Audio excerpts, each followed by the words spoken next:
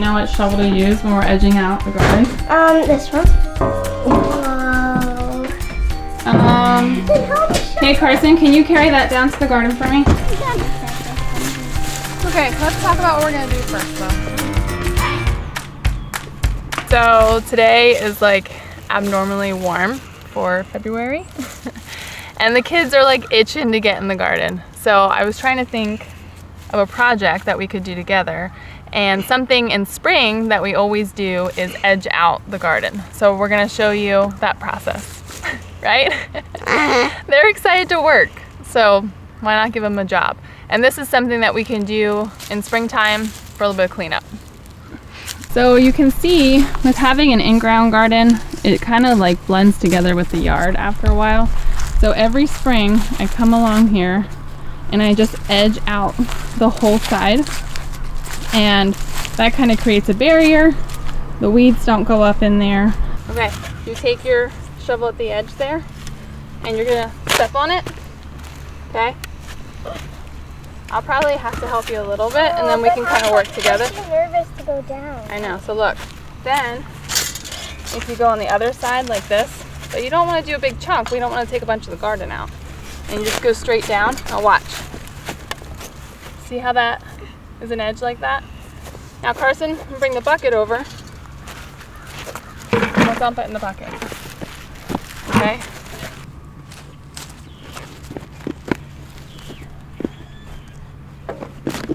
Got it. Okay, now perfect. Now come on this side, and what you're gonna do is just make it like a wedge, okay? Okay, like that. Right there, Yeah. and line up again. It's easier if you go straight up and down because it kind of cuts like a butter knife, okay? And then jump on it, and then you're gonna kind of wedge it up and just pull that wedge up. He's trying to find a place to go. Yeah, it's going underground and coming out the other side and now turning and they're going. Now they're gonna go all the way to the bottom. You got it, look. Right there, good. You can throw it right in the garden. If there's no weeds in it, just throw it in the garden. Is that weeds?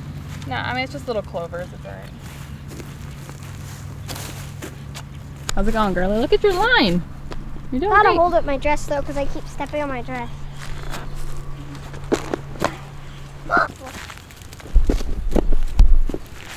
So if I pull up a clump like this, I just kind of like leave all that good soil there, shake it off, and then just throw the weeds out. Sorry, Faye.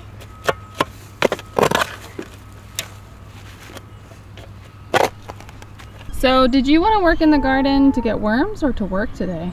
To work and to get worms, but mostly work. Mostly work. Where's the other one that was on there? I dumped it. So let me show you the difference here. So this side was not edged out, and then over here, that was edged out. And you can see how it just creates a nice edge. What is that?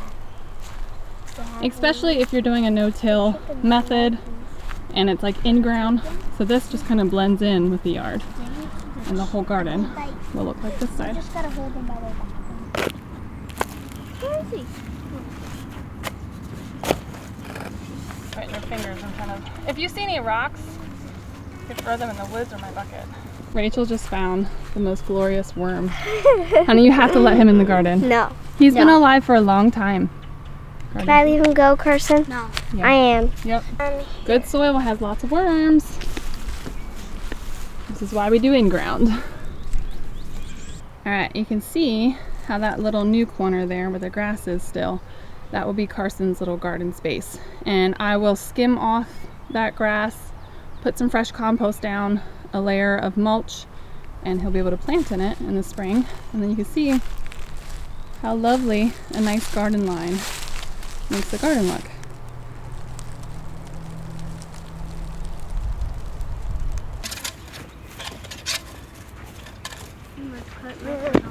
Hi.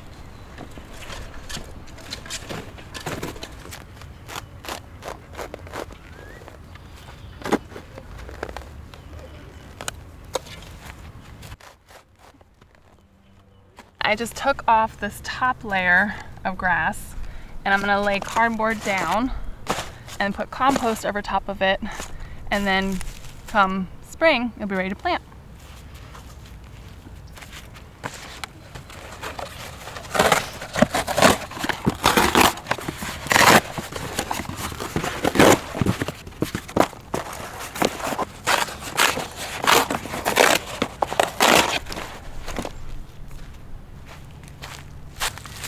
So this is just chicken manure and compost that we've had broken down for a while.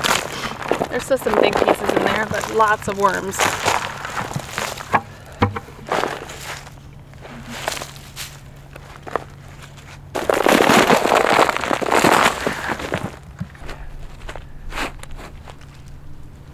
You can see the difference. So that little corner there, I didn't scrape off the top layer of grass. I edged out. And this area is edged out, the top layer is taken off, compost is on there, and cardboard is on there. That holds down the weeds, breaks down, adds nutrients to the soil, and then I put compost on top, and I'll put straw on top of that just to give it a fresh layer so nothing's naked. Getting there. Okay, so let's just spread this down, because soil does not like to be naked, or it just grows weeds, loses all its worms. Look, Mom. Nice. Make sure to use straw, not hay. You know why? Why? Because hay has lots of seeds in it, and then you will be growing hay, which is good for the soil, but also makes weeding hard. So this is how I establish all new garden spaces. I edge it out, take off the top layer, put cardboard down, put compost down, and then straw. And this soil will be beautiful and lush by the time I plant at the end of April. Mom! So we're gonna finish this off and then we're done. Oh, Rachel, honey. But can you go get the stuff that you missed over there? Yeah. Yeah, you got a thick layer, you ain't gonna get no weeds. All right. Can I lay in it? I guess if you want to. What are you gonna plant in this space this year? Probably zinnias and different kinds of flowers, maybe sunflowers. And I want to try to maybe grow cucumbers. I don't know. And definitely some tomatoes. And maybe some peppers. And a few ground cherry plants, probably.